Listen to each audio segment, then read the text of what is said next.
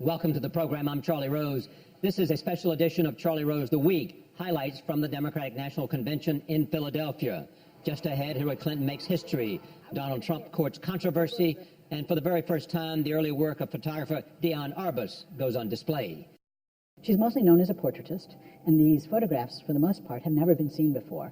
And we have this new space, and we are calling it Met Breuer, and that's where we are right now, surrounded. And as you can see, each of the pictures is on its own wall. We will have those stories and more on what happened and what might happen. And so you began how? A shared vision of the world. Is it luck at all, or is it something else? Hard-working families. What's the object lesson here? Creating an economy that works for everyone. Tell me the significance of the moment. This was the week Hillary Clinton made history by becoming the first woman ever nominated for president by a major political party. An email leak rocked the Democrats, and British cyclist Chris Froome won his third Tour de France. Here are the sights and sounds of the past 7 days.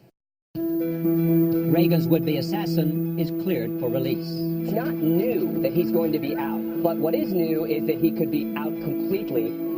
In Japan, police have arrested a man after at least 19 people were stabbed to death at a home for disabled people. Turkey rounds up journalists. Turkey has ordered the detention of a further 47 journalists following a failed military coup. The FBI investigates the email leak at the Democratic National Committee. There's no question the DNC was supporting Hillary Clinton. Chaos over yet another email scandal, and then the Clinton people say this is a fault of Russians. I mean, this is above my pay grade. I don't know. Prosecutors drop all charges in the Freddie Gray case.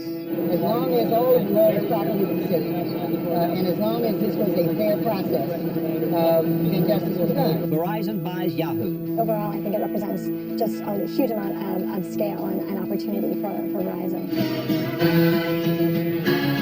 An Englishman triumphs in the Tour de France. I accept your nomination. She always wants to move the ball forward. Grandma would be so proud of you tonight. Nothing truly prepares you for the demands of the Oval Office. There are times when I disagree with Hillary Clinton, but let me tell you, we must put them aside for the good of our country. I want to see a woman become president, but it can't be her. She's a disaster.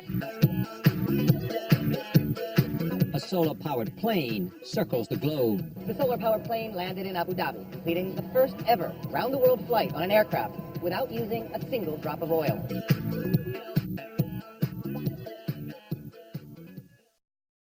And so, my friends, it is with humility, determination, and boundless confidence in America's promise that I accept your nomination for President of the United States.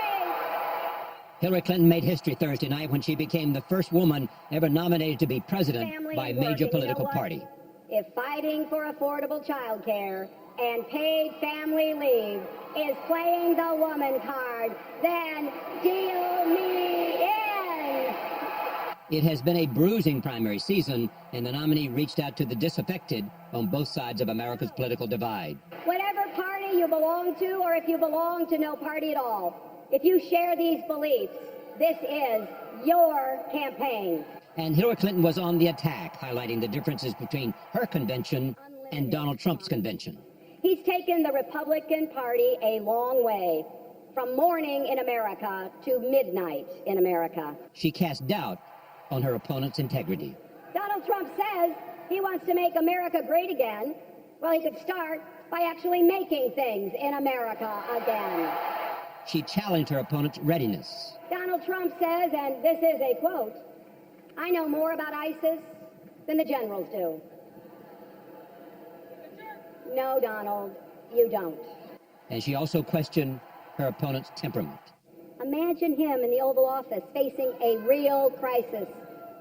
A man you can bait with a tweet is not a man we can trust with nuclear weapons.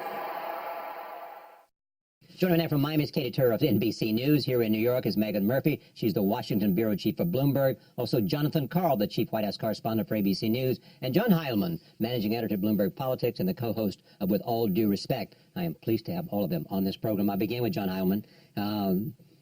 Hillary Clinton advance her cause? Did she do what she needed to do at this convention? And how will it benefit her? Well, I think the big answer is yes. I mean, I think by common consensus among people who are interested in image, and that is what conventions largely are, in addition to unifying the party, they are a big television production. This was an extraordinarily well-staged, well-crafted convention. Whether that means that translates into a large bump in the polls or not, I don't know. But I think in terms of advancing the kind of case that she wants to make against this particular Republican nominee, I think it laid it out in a very rigorous and powerful way. Katie?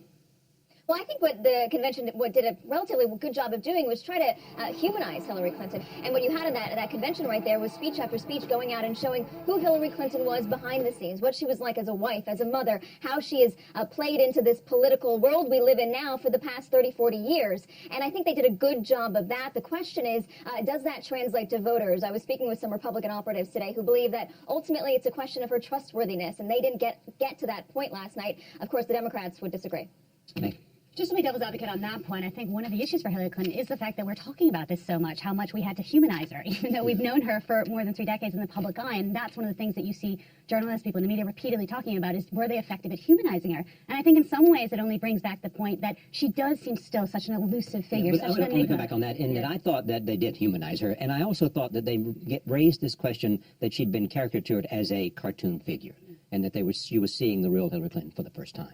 Well, that's exactly the dynamic they set up by branding her the real one and explicitly calling him a cartoon-style character. But redefining Hillary Clinton, who has been a major figure in American politics for more than a generation, is a tall order. I think where they were successful was in this optimistic vision, embracing American exceptionalism, American greatness, themes that have been central to the Republican Party since Ronald Reagan, now found their voice at the Democratic Convention, and some Republicans, accusing them of stealing their message. But that began with the Barack Obama speech as well. It did, and I thought that was just, consider that speech for a moment. We've never seen a speech like that from a outgoing American president. We usually it's a perfunctory passing of the baton. This was not simply a praising of Hillary Clinton, but this was a takedown of Donald Trump by the outgoing president. I mean, you didn't have Ronald Reagan going after Michael Dukakis in 1988. You certainly didn't have Bill Clinton. Actually never mentioned George W. Bush in his convention speech in 2000. I think the thing that Trump said at his convention at one moment in his speech when he said, I know the system better than anyone, so I'm the only one qualified to fix it. Obviously, Hillary Clinton seized on that. Obama seized on it thematically. A real political vet on that speech would have looked at that and said, this line should not be in this speech because it does come across as crazily kind of self-involved and egomaniacal.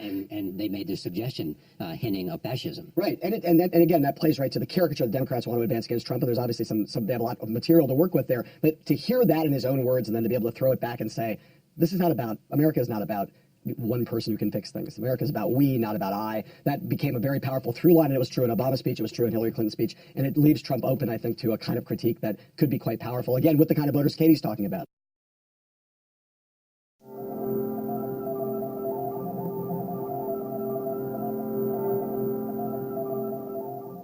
Elizabeth Warren is here. She is a senior senator from Massachusetts. This is day 2 of the convention in Philadelphia, and she made a remarkable speech last night in which she showed her own commitment to the values that have elected her to the Senate in Massachusetts. We're pleased to have her to talk about this convention and also to talk about how she sees the future of the country, the Democratic Party, and the campaign for president. Did she call you up and say, I want you to know I've decided on Tim Kaine? Yeah. I'm sorry, Elizabeth, but actually, she didn't tell me who. She told me it wasn't going to be me. That's what I know. And what did you say? Look, bad choice, Hillary. No. You've missed an opportunity, Hillary. No. You could have done better, Hillary. No. Look, Tim Kaine is a truly decent. But he's of a different. How different is he from you politically in terms of where you are in terms of policy? Well, we have our differences on trade. But Tim says he's going to be with Hillary on this. He's going to stick it is with Vice President. That's right. He's going to stick with her trade policy. Right. And what else? It would be hard. You have to sort through. We've had some differences on Wall Street and money. On financial regulation. That's right, on financial regulation. We have. But here's the thing. He is a decent man. He's had a lot of experience. And he will be helpful to her both in the campaign and he will be helpful to her as Vice President. What does she have to do that she's not yet doing? She has to convince America to trust her. She has to trust America to believe in her. I think she has to reveal more of who Hillary Clinton is, and I think who is she that we don't know? you know, she's the fighter. And there's something that drives that kind of fight. This is a woman who's been punched at for 25 years, right? And she keeps getting up. And she keeps fighting for the same thing, for women, for children, for health care, for human rights.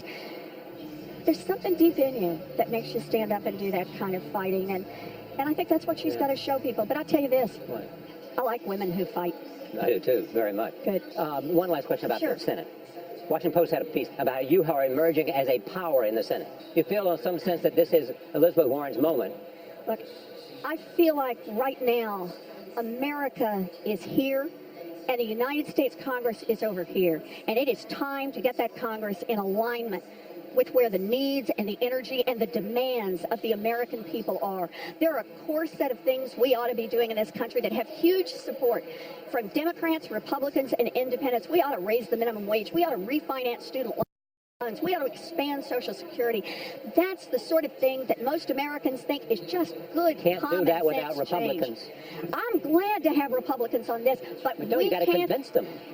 America They have a has majority to in the convince House them. of Representatives. Absolutely, but America will convince them. That's what's going on here right now. The shifts you see, what we talk about, is because America understands that we have a problem. This country is no longer being run to strengthen the middle, to give opportunities fix to the working system. families. We got to fix this system. Thank you, Bet. Senator Warren. It's so good to see you, Charlie. Thank you. You take care.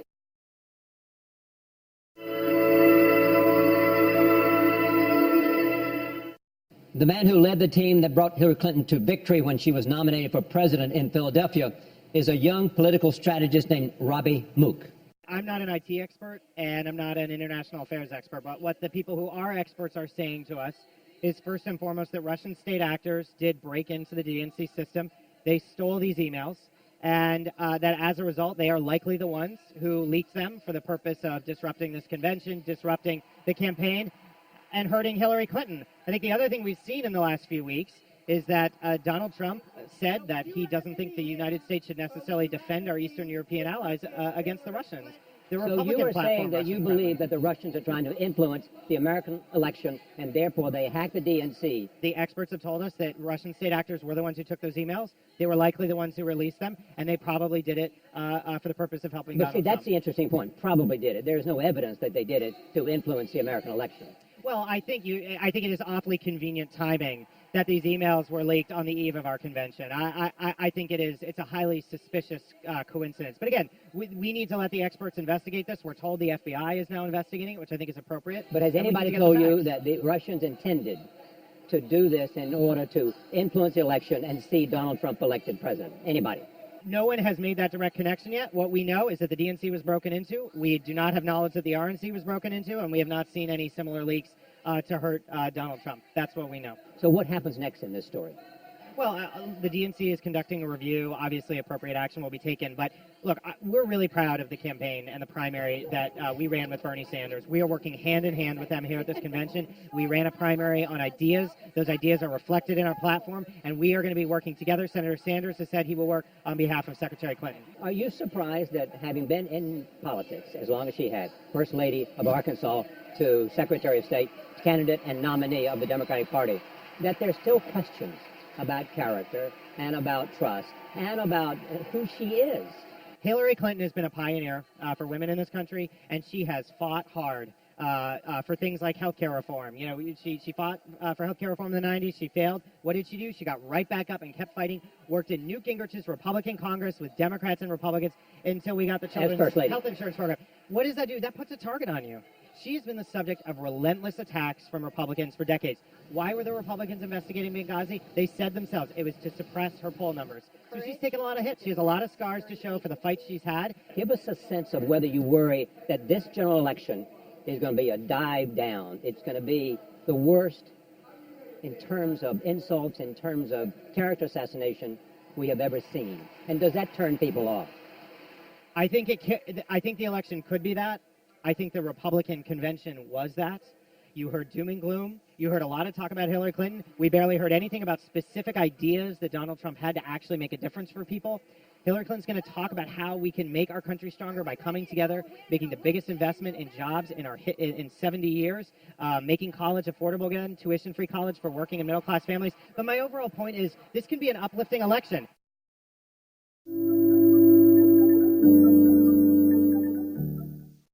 We continue with Matthew Dowd. He is chief political analyst at ABC News, and Steve McMahon, he is a Democratic strategist and co-founder of Purple Strategies. So we're watching something significant in this election, in a sense, the weakening of political parties. I think you're watching something as significant that's occurred in America in the last 150 years. I think we're headed towards it, and I think we're headed towards a growth of something new parties, something new, a change Democratic Party, change Republican Party, but we're headed there. Multiple parties, maybe? Multiple parties.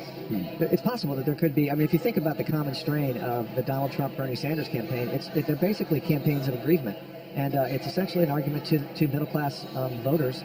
You're not getting what you deserve. You're working harder. You're making less. They have different villains. You know, Bernie Sanders would say it's trade deals and Wall Street, but he would say it's trade deals. Donald Trump says it's trade deals and immigration, but it's trade deals. And so you could conceivably have a working people's party, which isn't necessarily like a socialist party, but it may be it's time for us to get what we deserve kind of a thing. How much of this election will depend on how large the group of economic people who basically have income insecurity, who feel like that the best in life has passed them by, and are frustrated, angry.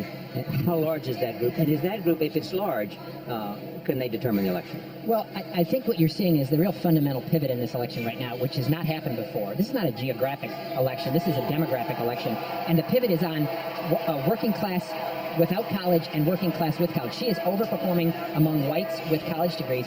She is underperforming. He is overperforming of whites without college degrees. And I think that's the sort of blue collar versus white collar, that whole dynamic. And, there's a question is there enough voters in that group to do it? Donald Trump could win this election. He could win this election primarily because he turns out to be the change they wanted, even though it's slightly risky. That's an interesting point. How does she get past not being the change agent? How does she make the case? Well, I think the way you make the case, there are a lot of people out there who, have reservations about Secretary Clinton for a lot of different reasons, one of which is, of course, she's been around for a very long time, and she is, as Matthew suggests, the establishment.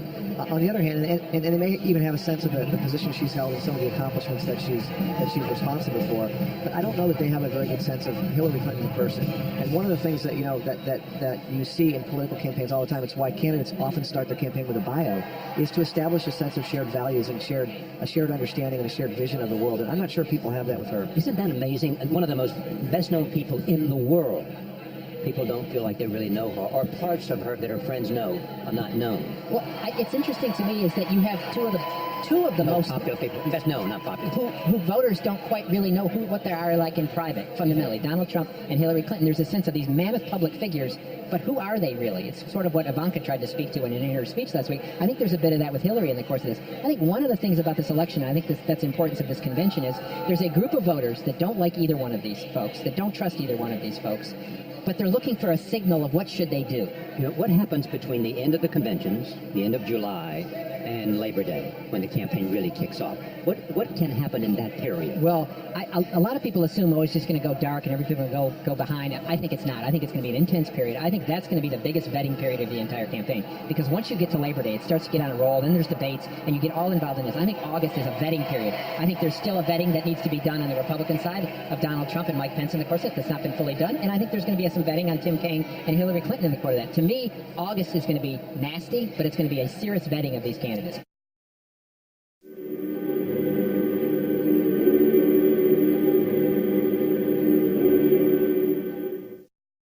For much of the 1950s and 60s, the photographer Dion Arbus captured the face and faces of New York City. And for the first time, more than 100 iconic photographs taken during the early years of her career are now on public display.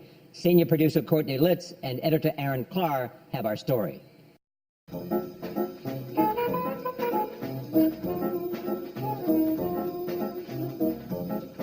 So we are here at the Matt Breuer Museum in New York City, and we're joined today by Jeff Rosenheim, who is the curator in charge of the Department of Photography.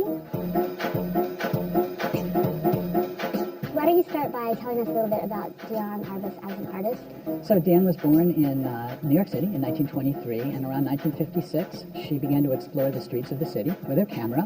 She's mostly known as a portraitist, and these photographs, for the most part, have never been seen before. And we have this new space, and we are calling it Met Breuer, and that's where we are right now, surrounded. And as you can see, each of the pictures is on its own wall. And so we have this individual relationship, one-on-one with the pictures, just like she did with her subjects. Why don't we take a look at a few examples? Fantastic. You get to discover the images on your own, just like she did on the streets of the city. And this is one of my favorite pictures. It's from 1956.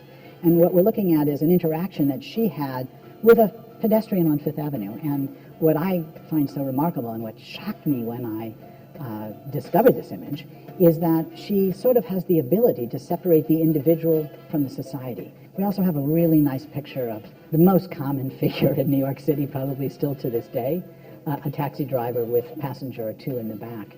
This is a picture, again, that has never been seen before. We're presenting it for the first time. And when you get close to it, you can see that there's this sort of theatrical set. There's like protagonists and minor characters, and then there's this beautiful backdrop, which is the city of New York, which wraps around the taxi and wraps around this figure. You know, photographs are still images, but she was very aware of narratives and storytelling in all of her pictures. So what would you like the viewer to take away from this exhibition? Well, that Dion Arbus was one of the greatest picture makers of all time in any medium, that she explored issues about who we are and the sort of human condition. She wanted an interaction with her subjects. She wanted to have that sort of magnetic relationship, and she accomplished it, and that really is her achievement.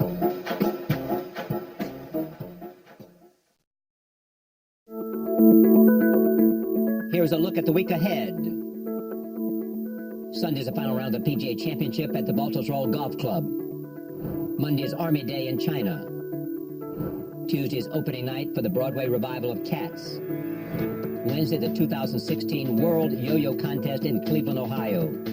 Thursday is the annual Lucille Ball Comedy Festival in Jamestown, New York. Friday is the opening ceremony of the 31st Olympiad in Rio. Saturday is the first day of the Greens National Convention in Houston, Texas. And here is what's new for your weekend.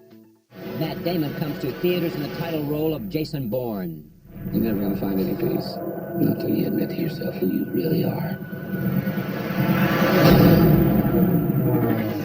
The Floyd Fest musical festival goes all weekend in Floyd, Virginia.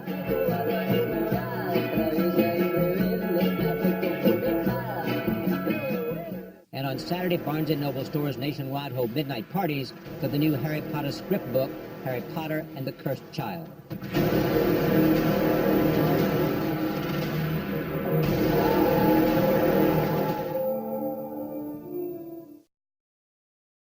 That's Charlie Rose the Week for this week. From all of us here, thank you for watching. I'm Charlie Rose. We'll see you next time.